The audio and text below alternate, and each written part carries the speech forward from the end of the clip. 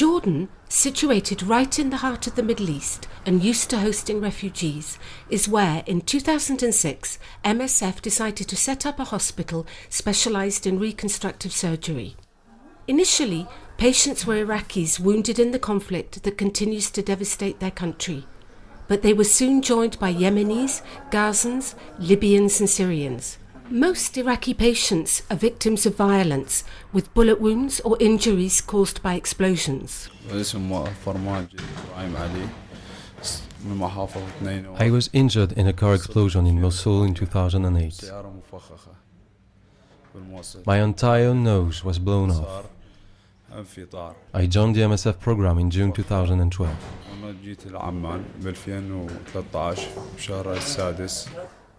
The surgical team treating these wounded patients is highly specialised. Orthopaedic and maxillofacial procedures are commonplace. Around 50 new cases are treated every month. Many of our patients, they came with the resistant bacteria. With this bacteria, it needs new versions of antibiotics. We offer this for the patients. We want to receive more patients with more cases from Iraq. The service here it's grow more than before. The project provides much more than surgical treatment. Patients receive a comprehensive care package that includes physiotherapy and psychosocial support. After being hospitalised, sometimes for several months, the patients return home. The issues they then face regarding long-term rehabilitation, integration and stigma remain unresolved.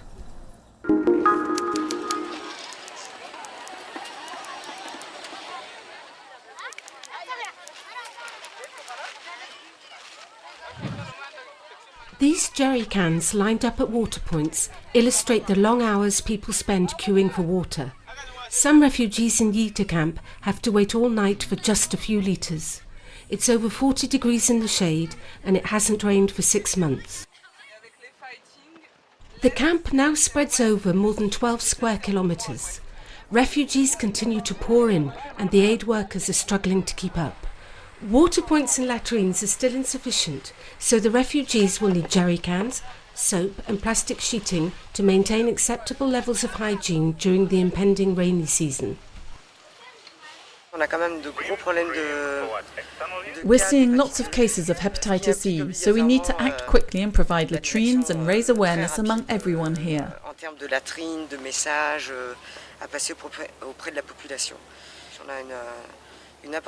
We have a big team and 50 people go around the camp every day promoting hygiene and sanitation and explaining what the disease is. The rains start in May, which means that health and hygiene can only get worse.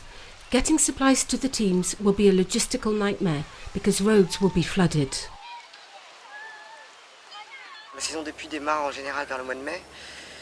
The rainy season usually starts around May, and there's every possibility that the camp will become inaccessible between now and November and December due to the flooded roads.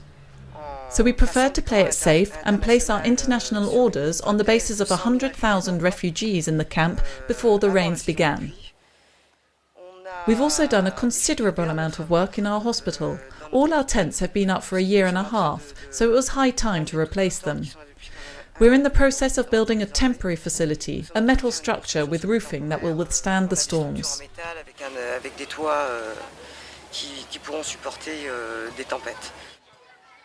MSF is also organising a vaccination campaign for some 9,000 children under the age of 2 to limit the risk of infectious diseases.